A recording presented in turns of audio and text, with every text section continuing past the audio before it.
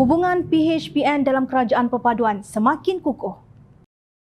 Kemarin, Dewan Undangan Negeri Perak memilih Naib Presiden Amanah Datuk Seri Dr. Mujahid Yusof sebagai senator baharu bagi mewakili negeri tersebut. Usul pemilihan ahli Dewan Negara itu dibawa oleh Menteri Besar Datuk Seri Sa'arani Muhammad yang juga pengurusi Barisan Nasional Perak. Usul tersebut disokong oleh ahli Dewan Undangan Negeri Pakatan Harapan Teja Sandra Eng Shai Ching. Mujahid mengisi kekosongan kerusi Dewan Negara bagi Perak berikutan Datuk Iskandar Zulkarnain Abdul Khalid melepaskan jawatan senator pada November 2022 untuk bertanding sebagai mewakili Bersatu di Kuala Kangsar. Menurut Speaker Dewan Undangan Negeri Perak, Datuk Muhammad Zahir Abdul Khalid, hanya satu nama calon telah diserahkan kepada Setiausaha Dewan Undangan Negeri sehingga tarikh akhir penamaan calon pada 15 Mei lalu. Nama senator yang dipilih oleh Dewan Undangan Negeri ini akan diserahkan secepat mungkin kepada pejabat Setiausaha Dewan Negara untuk tindakan selanjutnya. Katanya pada sidang Dewan Undangan Negeri di bangunan Perak Darul Rizwan dipetik media. Sidang Dewan tersebut berlangsung selama 4 hari bermula Isnin lalu dihadiri 58 daripada 59 ahli Dewan Undangan Negeri.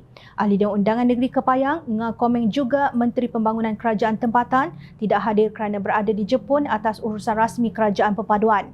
Mujahid, bekas Menteri di Jabatan Perdana Menteri Hal Ehwal Agama, adalah pengerusi Pakatan Harapan Perak. Meminjam istilah Presiden PAS dan Sri Abdul Hadi Awang kera mengambang di Perak.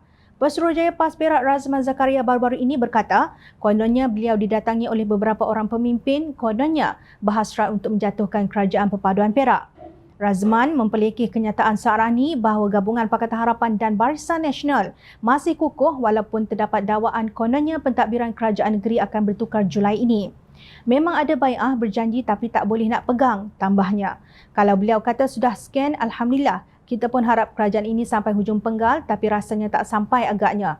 Ujarnya dipetik utusan Malaysia secara tersirat mengharapkan Kerajaan Pakatan Harapan akan tumbang. Berikutan dengan itu, Naib Pengerusi Keadilan Perak Muhammad Arafat Warisai Mahmad mencabar Razman yang juga Ketua Pembangkang supaya membawa usul undi percaya untuk membuktikan dakwaannya. Kata Muhammad Arafat, Perikatan Nasional sepatutnya menggunakan peluang pengundian melantik senator mewakili Perak sebagai kayu ukur bilangan ahli Dewan Undangan Negeri yang menyebelahi mereka. Namun, katanya, nama calon senator bagi pihak pembangkang pun tidak dihantar kepada Speaker yang menandakan pembangkang tidak bersedia untuk mengalahkan Kerajaan Perpaduan. Pertama, dia tak berani menyahut cabaran. Kedua, calon pun mereka tidak dapat kemukakan. Saya sendiri dapatkan maklumat daripada pejabat Speaker. Kita tanya, bagaimana boleh tak ada calon daripada pembangkang? Saya difahamkan oleh pejabat Speaker, nama calon tidak dikemukakan. Cuma borang kosong saja, katanya seperti dipetik Cosmo Online. Arafat berkata keadaan terbalik yang menunjukkan Perikatan Nasional tidak stabil kerana tidak mampu mendedahkan sokongan yang dimiliki sebagaimana didakwa sebelumnya. Maka seperti yang sedia maklum, setelah selesai insiden ini, terbukti bahawa apa yang didakwa oleh Ketua Pembangkang adalah satu pembohongan, tegas ahli Dewan Undangan Negeri Hulu Kinta itu. Menurut bahasa pasar yang sering disebut oleh netizen, PAS sembang kari bolehlah.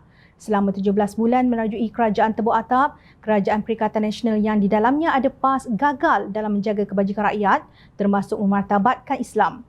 Setelah menjadi kera mengambang, kekerapan cabutan khas nombor ramalan yang dikurangkan oleh Kerajaan Pakatan Harapan kepada 8 kali daripada 22 kali setahun telah dikembalikan. Alhamdulillah, Allah Subhanahu Wa Taala memberi kemenangan kepada pihak yang benar. Sebaik sahaja pengerusi Pakatan Harapan, Datuk Seri Anwar Ibrahim mengambil alih tampuk pemerintahan, beliau membatalkan keputusan Kerajaan Perikatan Nasional itu. Kita tidak ada kecenderungan mengutip dana haram. Jadi hari ini saya sebagai Menteri Kewangan membatalkan keputusan cabutan khas perjudian. Katanya dipetik bernama dalam sidang media selepas mempengerusikan mesyuarat khas pertama Kabinet Kerajaan Perpaduan, justru berhentilah meroyan sudah cukup jumlah kerana adalah menjadi satu kewajipan bagi masyarakat untuk mematuhi perintah ulil amri. Dalam politik Islam, kuasa hendaklah diambil bukan dengan rampasan, tetapi secara reda melalui sistem pemilihan yang bebas tanpa paksaan, rasuah atau penipuan. Rakyat telah melaluinya untuk memilih Kerajaan Persekutuan pada pilihan raya umum ke-15 yang baru berlalu. Menterbalikkan pemerintah yang sudah dipilih rakyat secara reda adalah satu pengkhianatan yang nyata. Ingat, rakyat sentiasa memerhati.